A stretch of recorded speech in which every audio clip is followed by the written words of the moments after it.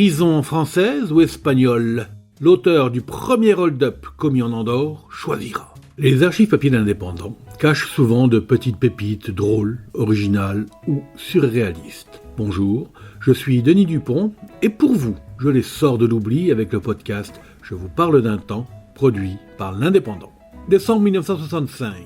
Les autorités de la principauté d'Andorre sont aujourd'hui bien ennuyées à cause d'un gangster.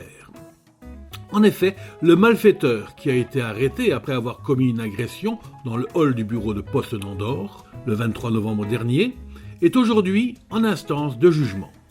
Mais la principauté n'a pas les moyens nécessaires pour lutter contre un tel gangstérisme.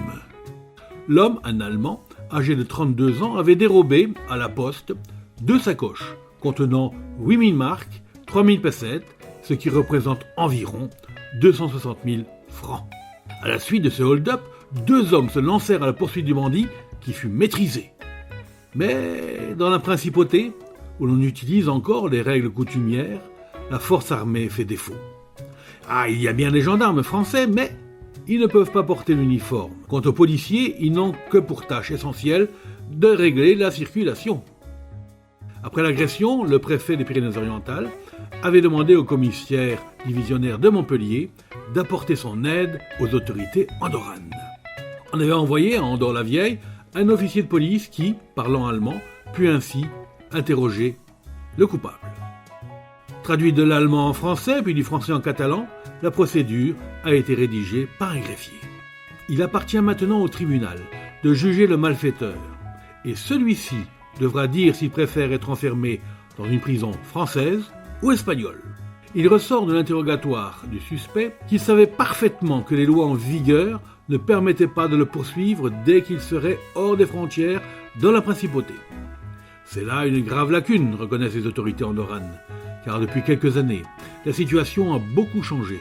En effet, après la nationalisation du port de Tanger, une grande partie du trafic clandestin qui se déroulait dans la ville marocaine s'est reportée sur l'Andorre. Or, dans les 3 vallées, le droit coutumier, toujours en usage, n'offre pratiquement pas de possibilité d'action contre les gangsters.